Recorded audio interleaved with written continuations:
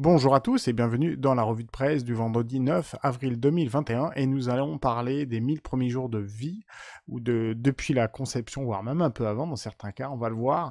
Encore extrait du super magazine Écho de la micronutrition numéro 64 que je viens de recevoir par mail. Malheureusement, c'est un magazine qui est destiné uniquement aux professionnels, mais je veux vraiment vous faire partager parce que c'est très très bien fait et c'est vraiment super. Les 1000 premiers jours, vous voyez, je ne connaissais pas ça, donc j'ai appris également beaucoup de choses. Alors, on va voir un peu plus précisément ce que c'est. En fait, c'est quoi les 1000 jours? Selon l'OMS, en fait, les 1000 premiers jours constituent la période entre le début de la grossesse et les 2 ans de l'enfant. Pour d'autres experts, on indique que cette période débuterait même dès la périconception, donc un peu avant la conception. En fait, on dit que ces 1000 jours, c'est une fenêtre d'opportunité. Les 1000 premiers jours constituent donc une période cruciale appelée fenêtre d'opportunité pour certains, intervalle d'autres pour d'autres, car elle a un impact hyper important sur le capital santé de l'enfant et ainsi son devenir. Donc, un super schéma, c'est toujours mieux et on peut voir en fait que les 1000 jours, donc c'est les 2 premières années, la naissance, la gestation et même quelques jours un peu avant la conception, semble-t-il. On s'est aperçu en fait vraiment que il y a vraiment un impact hyper important au cours de la gestation sur la santé future de l'enfant. Comme l'indique le décryptage, en fait, cette période de grande plasticité des gènes est particulièrement sensible à l'alimentation, à l'environnement et aux habitudes de vie des futurs parents et du bébé. Et en fait, ils peuvent moduler ces gènes, ce qu'on appelle le processus épigénétique qui est nécessaire à la survie des espèces. Peut-être vous avez déjà entendu ce que c'est l'épigénétique, on va en reparler un peu plus. L'épigénétique, grosso modo, c'est le mode de vie qui agit sur nos gènes. En fait, ça n'agit pas sur nos gènes, c'est-à-dire ça ne va pas transformer notre ADN, mais ça agit sur l'expression des gènes. C'est-à-dire que votre ADN sera bien là, mais son expression, on va dire, son codage va être activé ou pas avec le phénomène d'épigénétique. Alors, l'épigénétique pour les nuls, comme on dit, c'est tout simple. Je vais lire un peu parce que c'est vraiment très très bien dit. Donc, les processus épigénétiques servent à s'adapter favorablement aux facteurs de l'environnement, comme je le disais. Les processus épigénétiques ne modifient rien le code génétique, mais ils vont modifier l'expression des gènes, notamment par le mécanisme de la méthylation de l'ADN, c'est-à-dire que l'adjonction de petites molécules, les méthyles, directement sur l'ADN, vont rendre actif ou inactif le codage de l'ADN, comme je vous l'ai dit. Ces groupements méthyles fonctionnent comme des interrupteurs qui ont le pouvoir de mettre nos gènes en mode off ou on. Donc activer, désactiver, j'ai dit, c'est exactement pareil, c'est-à-dire de les empêcher de s'exprimer. Vous voyez, là, il y a un petit interrupteur qui est vraiment très bien fait. L'expression ou la non-expression des gènes est susceptible alors de se transmettre d'une génération à l'autre. Ainsi, les processus épigénétiques jouent un rôle sur le risque de développer ou non des pathologies à l'âge adulte. Donc là, on explique un peu comment fonctionne le système de méthylation. Les groupements méthyles sont obtenus par des réactions biochimiques nécessitant des donneurs de méthyle. Il s'agit des protéines alimentaires riches en méthionine notamment, d'où le nom méthyle, d'aliments contenant de la bétaïne, notamment la betterave, mais aussi des vitamines, les fameuses folates, la vitamine B9 qui est hyper importante au cours de la conception, on le sait, les vitamines B12, B6 qui eux jouent comme le rôle d'activateur. Quant à la vitamine B2 et le zinc, ils vont vraiment potentialiser la méthylation. On le sait bien maintenant dans pleine réaction du corps, il ne suffit pas, notamment si vous avez une carence en fer, il ne s'agit pas de prendre des doses folles de fer. S'il vous manque ce qu'on appelle un cofacteur, ça ne sert à rien d'avoir des doses de fer. De toute façon, il manque un élément au métabolisme. Et là, c'est exactement pareil, c'est-à-dire que si vous avez plein de protéines alimentaires riches en méthionine, mais qu'il vous manque de la bétaïne, de la B9 et du zinc, il y aura un problème tout simplement. Alors, laissez des 1000 jours pour papa et maman pour vraiment donner toutes les chances à une très bonne conception, une adaptation et apporter beaucoup de méthyles qui vont être, comme vous l'avez compris, hyper importantes pour la conception. En fait, il faut avoir ce qu'on appelle l'assiette méditerranéenne épicée avec une touche d'épigénétique comme on l'a vu. Si vous voulez, vous pourrez faire une pause et regarder un peu le menu. Grosso modo, c'est des légumes verts à feuilles, des avocats, du soja. Soja, je suis de moins en moins fan. De la levure de bière aussi, parce qu'on qu'on peut avoir beaucoup de lectine, des abats des huîtres, des poissons, du germe de soja, je suis pas trop fan, des œufs, ça va, du foie, des épinards, des crevettes pour la bétaïne, il y a aussi la betterave, je disais, des huîtres, germe de blé, pas trop aussi, parce que ça peut avoir des lectines. Si vous avez un intestin très difficile, très sensible, évitez le germe de blé notamment. Des fruits, des légumes verts, des épices et des herbes, le chocolat noir, on en parle, et surtout des oméga 3 dans l'huile de noix et l'huile de colza, notamment pour avoir un important apport en oméga 3 absolument indispensable à une bonne fabrication du système nerveux de votre enfant. Alors ça, on en reparle, les fameux oméga 3 DHA interviennent dans le développement cérébral, ce que j'ai dit, nerveux, et même de la rétine de l'enfant, du fœtus. En fait, ils joueront aussi un rôle favorable pour limiter la dépression postpartum de la maman. Donc, de toute façon, les oméga 3, c'est bénéfice quel qu'en soit l'âge. Alors, hop, la période des 1000 jours sous, comme on dit, sous haute surveillance.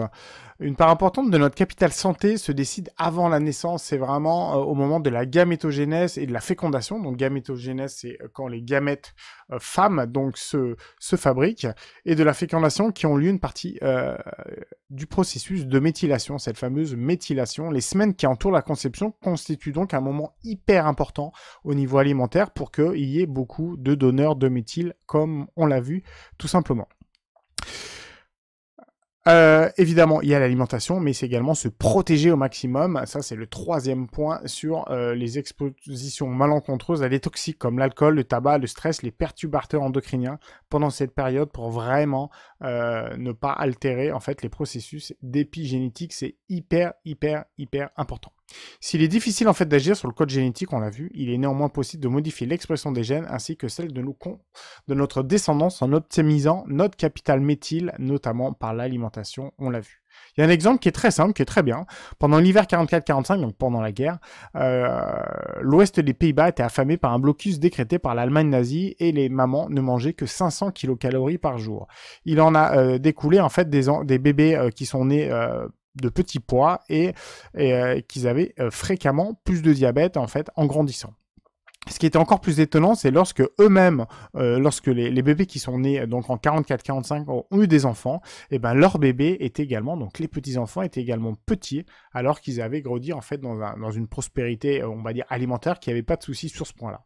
Ainsi, en fait, les effets d'une faible nutrition sur ces mères hollandaises se sont répercutés sur leurs petits-enfants, parce que l'impact en fait sur l'épigénétique a été tellement fort que effectivement, il y a eu une action qui s'est transmise. Ce qu'il faut savoir, alors ça c'est vraiment assez étonnant, je suis assez étonné de cette information, la nutrition a un rôle primordial sur le développement cérébral du bébé. Bon, ça on est d'accord. Une carence en fer chez la maman aura une influence négative sur les capacités cognitives et motrices de bébé, ok. Et résoudre en fait les carences en iode, zinc et fer pendant les 1000 premiers jours pour augmenter le QI mondial de 10 points. Là, j'avoue que je suis très étonné. Bien évidemment, on sait que l'alimentation est fonctionnelle et que dès qu'il y a des carences, il y a un impact sur des métabolismes, sur le bon fonctionnement des cellules de votre corps, quel que soit le tissu. Mais là, carrément de dire qu'on va augmenter le QI mondial de 10 points, je trouve ça un peu étonnant. Mais de toute façon, vous voyez, c'est sourcé et l'IEDM qui fait ce magazine ne s'amuse pas à balancer des informations non prouvables. Alors, clairement, pareil, là, vous mettrez pause si vous voulez regarder. L'assiette, en fait, c'est pour mettre, vous voyez, si on regarde le titre, pour mettre toutes les chances de son côté. Donc, l'assiette de bébé, donc de 0 à 6 mois, bah, c'est du lait idéalement. Le lait de la mère, bien évidemment, idéal. 5, 6 et 8 mois, on fait une diversification alimentaire, d'accord. On essaie vraiment de rester dans des aliments qui sont plutôt locaux, d'accord. On va éviter de donner des fruits exotiques ou des choses comme ça. Pour rappel, la banane est un fruit exotique, même si on en trouve toute l'année. Le kiwi, c'est pareil, d'accord. Le kiwi est quand même un fruit exotique. Il a été importé, même si maintenant, il peut pousser sous nos latitudes. On arrive à le faire sous serre, quoique c'est pas très naturel.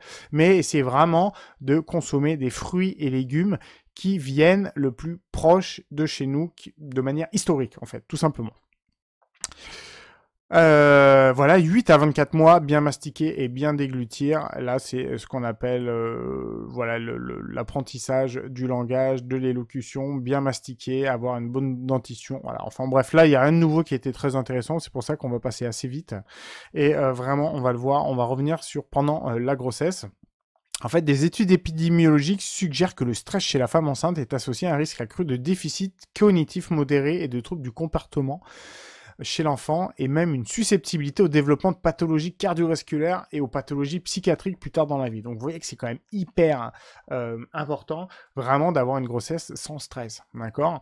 Donc c'est vrai que on pense qu'il n'y a pas d'impact, enfin peut-être penser maintenant, enfin ça fait longtemps quand même qu'on sait le cas, mais je pense qu'il y a plein de mamans, quand on leur dit de se calmer, eh bien c'est pas pour rien, parce que l'impact d'un stress physique et psychologique de la maman est hyper important, malheureusement, sur le devenir des enfants.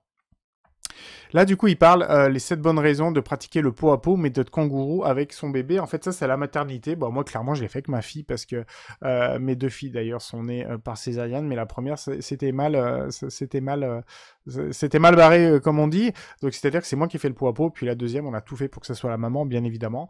Mais c'est une technique, en fait, qu'on fait tout de suite après la naissance pour que vraiment l'enfant, surtout pour les naissances par césarienne, on va le voir, vraiment les 7 avantages qui sont hyper importants pour l'enfant, c'est déjà ça régule son rythme cardiaque qui se cale sur celui de la maman, parce qu'il faut savoir qu'un accouchement c'est très très puissant en termes d'effort physique, d'accord, pour lui. Donc l'avantage c'est qu'il va se calmer plus rapidement, il apaise et rassure tout en diminuant sa sécrétion d'adrénaline, d'accord. Il a été dit, j'avais entendu au cours d'une vidéo d'un professionnel, je ne me rappelle plus, qui disait qu'en fait, un accouchement, c'est en termes de sécrétion d'adrénaline, c'est plusieurs fois un arrêt cardiaque. Donc autant dire que vous comprenez que c'est hyper puissant. Donc ça permet au bébé de se réchauffer également et de renforcer son immunité. Et du côté des parents, ça stimule la sécrétion d'ocytocine pour la maman, qui favorise la montée de lait, la production d'endorphine aussi pour prévenir du baby blues, et ça favorise aussi la sécrétion d'ocytocine chez les 2 parents, qui renforce l'attachement enfant-parent. Alors, femme enceinte, jeune enfant en protection maximale, on l'a vu. Donc là, c'est éviter tous les toxiques, alcool, tabac, perturbateurs endocriniens au cours de ces 1000 jours. Bien bouger en attendant bébé, ça favorise la mémorisation et l'apprentissage et l'adaptation au stress de bébé. Donc bouger bien évidemment, d'autant plus que c'est hyper bénéfique pour le diabète gestationnel et l'obésité de la maman si ça apparaît. Grosso modo, pour bien aborder les 1000 jours, l'importance de la consultation périconceptionnelle est hyper importante. Vous l'avez compris maintenant. Si vous savez que vous voulez faire des enfants, commencez à bien manger. D'accord, c'est hyper important pour déjà vous, pour lui et pour votre avenir, vos avenirs respectifs. Alors, le microbiote intestinal, mon premier ami pour la vie, c'est clair et net. Des études assez récentes ont montré qu'une dysbiose du microbiote pendant la grossesse peut entraîner une dysbiose chez le nouveau-né responsable de pathologies inflammatoires et ou métaboliques chez l'âge adulte. Voilà pourquoi c'est encore plus important d'avoir un état intestinal chez la femme enceinte qui va mettre au monde un enfant. Donc, il y a des choses, moi c'était à ma première fille, maintenant on en parle bien plus, c'est le vaginal seeding, en fait c'est un ensemencement vaginal. En fait, on part du principe que quand vous naissez par les voies hautes, donc par césarienne, votre enfant ne va pas être en contact avec la flore microbiotique, donc la flore des bonnes bactéries du vagin de la maman, de la flore vaginale, qui est bénéfique et qui est nécessaire en fait au bon fonctionnement de l'enfant, donc aussi bien pour son système intestinal mais également pour sa peau. Donc clairement, qu'est-ce qu'on va faire? On va prendre tout simplement une compresse stérile et en fait avant la naissance on va la mettre directement dans le vagin pour qu'il y ait des bactéries qui s'intègrent, et après avec l'enfant on va directement lui mettre la bouche, le visage et le laver avec le reste du corps pour justement qu'il soit protégé des bonnes bactéries de sa maman plutôt que des bactéries qui sont dans le bloc opératoire. Ça on le sait.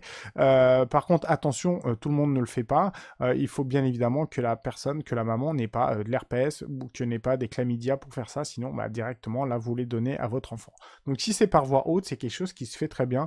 Il y a des moments ça se faisait aussi avec des cotons-tiges où on le mettait juste dans la bouche, mais bien évidemment par voie orale, en fait on pourrait penser que c'est ça, mais si votre enfant descend par les voies normales, par les voies basses, en fait de toute façon il sera en contact avec toutes les parties de son corps et même sa bouche. Donc c'est pour ça que c'est suggéré pour les enfants qui naissent par les voies hautes. Et moi, je peux que recommander de faire ça parce que c'est absolument super. On va clairement limiter, comme on l'a vu, en fait, les dysbioses de l'enfant, il va avoir une immunité plus élevée, donc il faut absolument le faire. Et quelque chose que je veux rajouter, c'est voilà, cette petite phrase qui est assez intéressante. Une naissance par césarienne ou une antibiothérapie pendant la grossesse ou la naissance sont des facteurs connus pour augmenter le risque de développer asthme, eczéma, allergie, maladie inflammatoire chronique de l'intestin. Donc vous voyez, c'est quand même pas anodin de tout ça. Et au contraire, un environnement rural où la présence d'animaux de compagnie apparaît être protecteur au niveau de certaines pathologies parce que justement, vous allez être en contact, en fait, l'enfant va être au contact et vous allez être en contact avec un nombre assez large de bactéries qui sont en fait nécessaires à l'état de votre intestin et à l'équilibre global de votre corps. Voilà, on a fait un petit tour sur